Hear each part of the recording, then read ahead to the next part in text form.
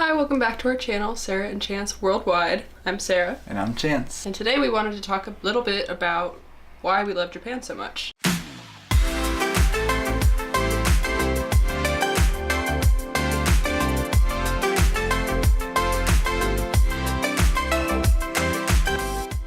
So if you know who we are, you know that we have been to Japan multiple times, and that's the only place we've actually been outside of the country that we live in. And so we wanted to explain to you what it is about Japan that captivates us and keeps us going back instead of going to other places, which we definitely want to go to other places, but why have we gone to Japan 3 times? Why are we going 2 more times? So I think we should probably start with telling you a little bit about how long we've been infatuated with Japan, when we started learning about Japan, blah blah blah.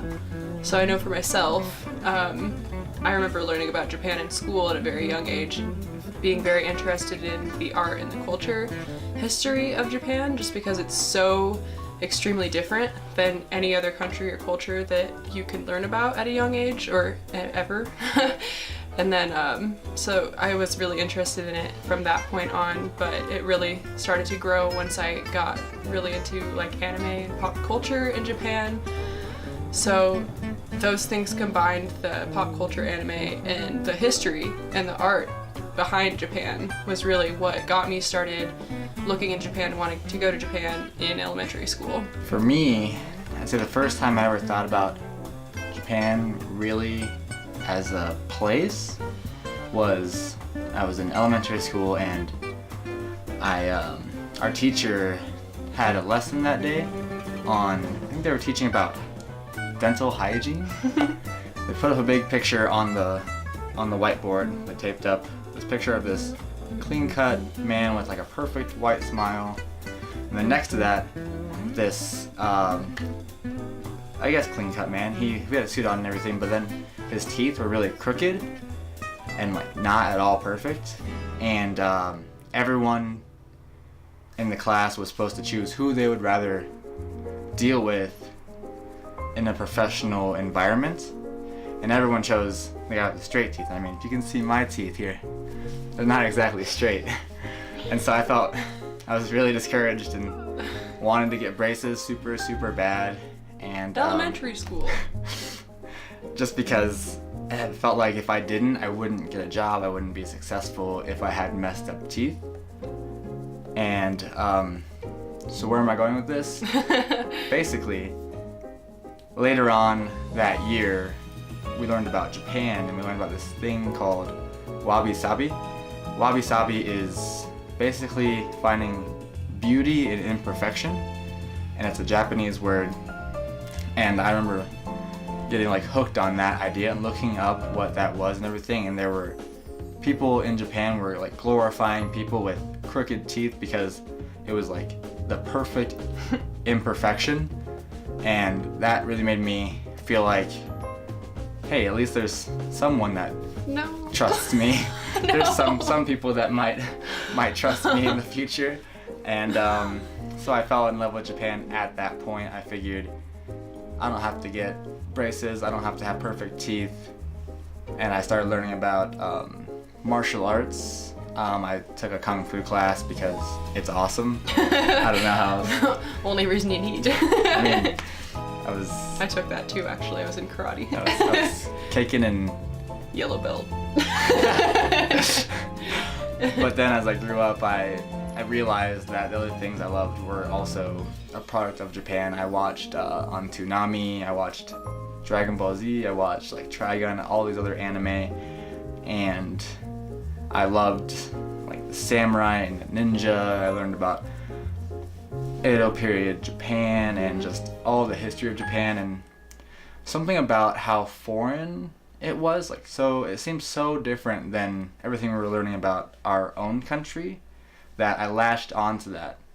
And that was where it all started for me. Another thing that we both really liked about Japan before we even started thinking about visiting one day is their music. Like, we're both always have been pretty into punk rock and hardcore, and there's a ton of good underground artists in Japan. So I remember watching YouTube videos about like the punk scene in Shinjuku in high school and just being amazed because all you ever hear about Japan is like the culture and like the rigid, the traditions, the traditions and the stereotypes, and you can't do this and you can't do that. You hear so many of those things in America about Japan growing up. So seeing something like wabi-sabi or punk rock or anything like that is really, really cool. It made me really want to go as well. So we haven't always talked about traveling, or even, it's never even really been a thought for us when we first met or knew each other. We also didn't know that each other really liked anime. It was kind of like a secret. We didn't want anyone to know because nowadays I guess it's pretty cool to like anime, but back then it was like, if someone knows you like anime, they might all of a sudden not talk to you at all because you're like some freak. It's like you're gonna lose your shot. Yeah. So it took us a couple of months to actually start talking about our love for anime, and once we did, we realized that each other were really into anime, and we used to go over to each other's houses, or I guess I would go to Chance's house. She'd go over to my house, and we would watch anime together.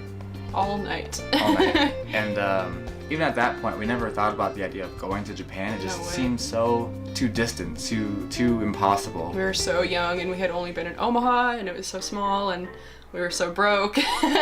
There was no way. So maybe fast forward a couple of years, and we decided, or Sarah decided that we're going to Japan. And around the same time, my aunt contacted me about going to Europe. Shout out on Crystal.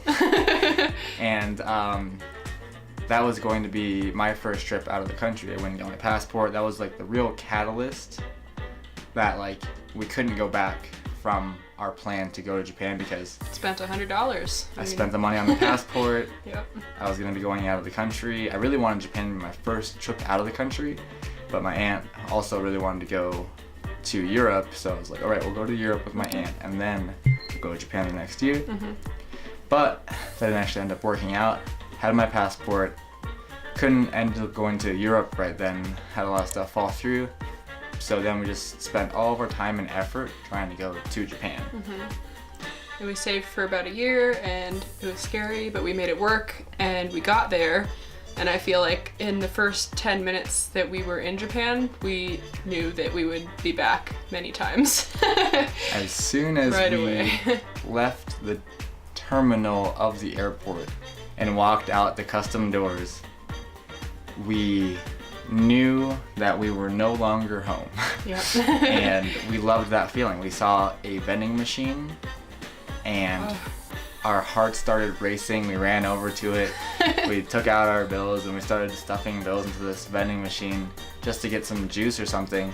But it was just this thing we had seen for so many years in different anime or Japanese commercials or just around. Just on like pictures of other people on the internet. A dream thing, It wasn't real, So seeing it was just like crazy. Just like everything that you see for the first day you're there. Honestly, like still when we go back it feels like that. But especially the first time it just feels like you're walking straight into like a fantasy. So true. So definitely say just our admiration of Japan and that being brought out by just being there and it not disappointing in the least has made us definitely going back over and over again. We have to go back over and over again because we want that feeling. Yeah. And it's hard to say if you would get that from another country or another continent because, like we said, we haven't done that. So who knows? But I mean, the fact that Japan has been the apple of both of our eye as far as traveling goes for so long makes it just like tenfold the amount of excitement. So as far as right now goes and the distant future that we can foresee right now, it's just like there's no reason to even consider going anywhere else right now because we're so excited about Japan and there's so much that we haven't seen yet. Like, who knew before we went that you could spend a week in one prefecture and not be done? I mean, it's huge. It's so full of things that it feels like we could go 100 times and still want to go 100 more times. Like, it's just unimaginable. That's very true. And since we can only go as tourists with a tourist visa, we can't go for a full year. We really want to experience all that Japan has to offer because every season there's something new going on in Japan. That's another thing that we love about Japan is that the people of Japan are very celebratory about every little thing that they have. Anything that is unique to them, they just love to celebrate and bring out and talk about. So there's spring, there's a sakura. Every place you go to is gonna have some kind of cherry blossom themed something, like shirts, desserts. Drinks. There's like the limited meal. edition Cokes, and there's festivals, and there's like every bit of merch imaginable just for the cherry blossoms, which happen every single year. Every year. But it doesn't get boring, and it's like, there's nothing like that in America. There's nothing that grows on a tree here that people go absurd for 3 months about. Like, it's just not a thing. Yeah, people will just walk around, like you'll go to a tourist spot, like say if you're going to like Niagara Falls in America. Right. But it'll be mostly locals. Just like, sitting there just to appreciate it. just to hang out and see the trees. It's awesome. And it's like that in every season too. It's not just sakura, like it's the same thing in the fall with the changing colors in the trees. Like people are just insane about it. It's awesome. It's so awesome, the respect that the Japanese have for nature. Yep, and then same thing in the winter, there's snow festivals. In the summer, there's lots of fireworks and fire festivals.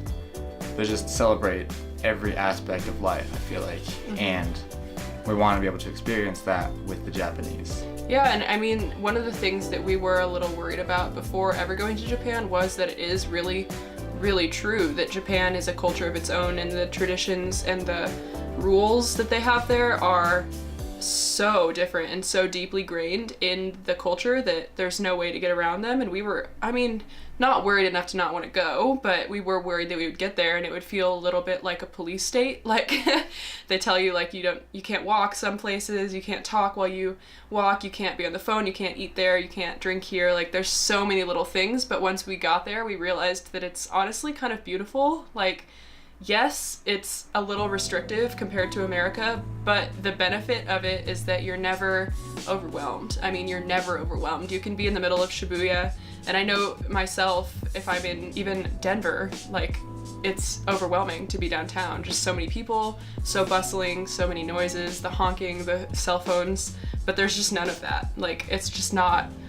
It's not a factor. So even though you're in the highest populated city in the world, it's still beautiful. So all in all, like the rules and the laws and the traditions really work for Japan. People do use their cell phones, but in America you'll see someone yelling into their phone on the street, like walking around just having a very loud conversation. You see more people just looking at their phones. In Japan, they're very quiet and to themselves. And on trains and stuff, it's very frowned upon to be talking on the phone even, so you won't see that almost ever. Yeah, you can actually hear yourself breathe on the train even in rush hour. Like you're packed so close to people that people are like on every side of you, just shoved into you, but there's no sound. It's crazy. It's like, I mean, it's so otherworldly. It's awesome. Another thing that we love about Japan is the mindfulness of others in Japan. Japanese culture as a whole is very mindful, I would say. Like everyone tries to make as little trouble for everyone else around them as possible. Since it's such a densely populated country, it's very necessary to be aware of what you're doing and how that affects other people, and to help everyone else's lives be easier by being aware of yourself. It's a very conscientious society for sure. It's pretty cool. And then, I mean, another big reason that we haven't gotten tired of Japan and probably won't get tired of Japan is that there are, I mean, every single type of ecosystem that you can walk into is in Japan. Like there's tropical islands, the north is like the craziest winters ever, like 20 inches of snow, 20 feet of snow. Sure. There's like hot summers, cold winters, there's like the most beautiful like rainforests, there's mountains. I mean, no matter what type of vacation you're looking to have, Japan really has it, and it's super affordable. So I know like the most common vacation that people take is probably like the tropical islands, the resort towns, all that kind of stuff. And you can go to Okinawa and the flights from Japan are like under $100. And it's so inexpensive to be there. You can go snorkel, it's blue waters, coral, I mean, it's amazing. And it's right in Japan. Like you can go from Tokyo to there in a day. It's amazing. Like, how would you ever run out of things to do? Very true.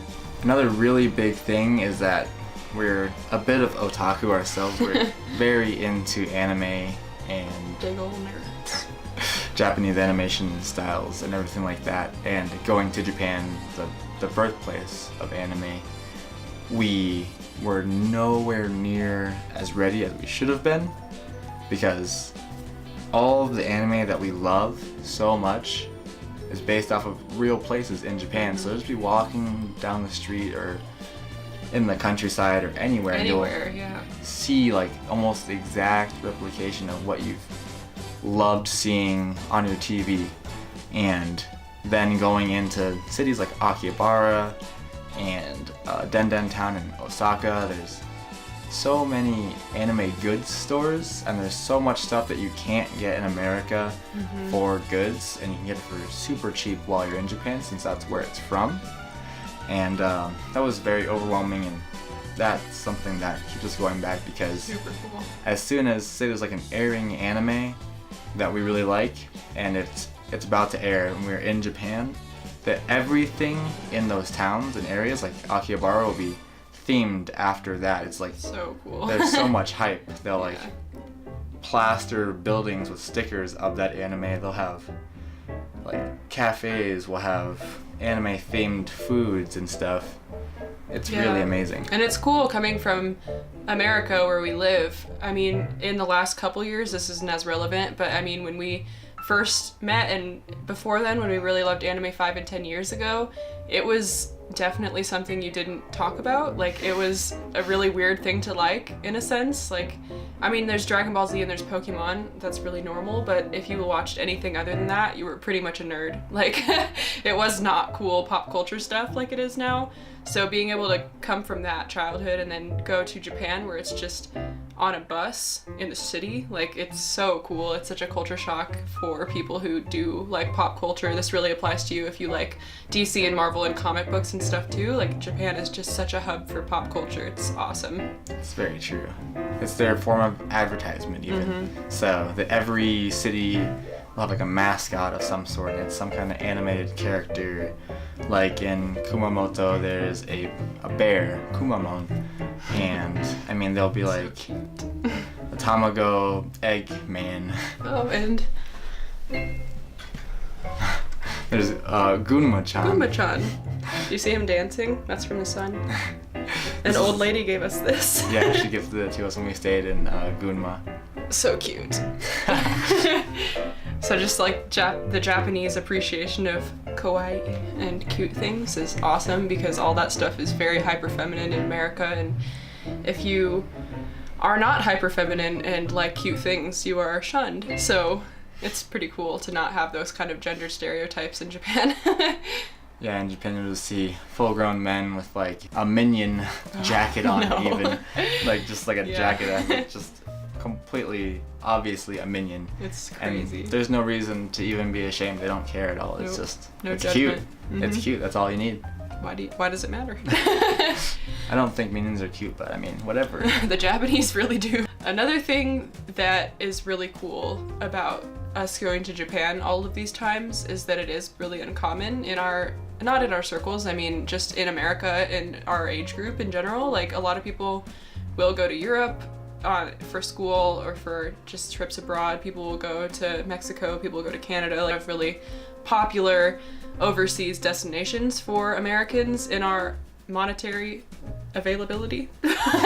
And Japan is not one of them. Like, we know very few people that have been to Japan, and it's pretty cool to be able to go and see things that we've never seen before, see things that no one we've ever known has seen before. It's really like walking into the unknown, and I like that idea a lot better than going to somewhere like Paris, where it's awesome. I hope we can go to Paris someday soon, don't get me wrong, but I know so many people who have been there already, and I've seen it all already, so it's a different level of excitement to go to Japan and see it all for the first time. Yeah, I felt like we were opening a new door. No one we knew had been there or could tell us anything about it, and now we've been there, we can be like, hey, you know how you went to Europe? Well, you can just as easily go to Japan. Exactly. A completely new place. You don't have to settle for going to just Canada or Mexico, which are the closest places you can go from the US. You can go further and really experience something new. Yeah, just immerse yourself in culture shock. They say Japan is like the worst of the culture shock from this country, so it's pretty cool that we got to go there first. So everything else will be a piece of cake. So if you're here watching this video and you're planning your first trip or a trip to Japan, what was the first thing that you remember catching your eye about the country? What made you want to go to Japan over the easier destinations? Let us know in the comments. So all in all, Japan was our first destination because we fell in love with it at a very young age, had always been interested in how foreign it was, how different it was from America. And obviously anime, pop culture, and the aspect of Japan as a whole. Being mindful of others. We also love that it's not frowned upon to love cute things. So I hope that explains why we keep going back to Japan, and that we do want to go to other places, and we will go to other places, but we really want to satiate this hunger we have for Japan. Anyways, thanks for coming back to our channel, Sarah and Chance Worldwide. We're excited to see you back here again in 2 weeks from now on Friday. Bye. Bye.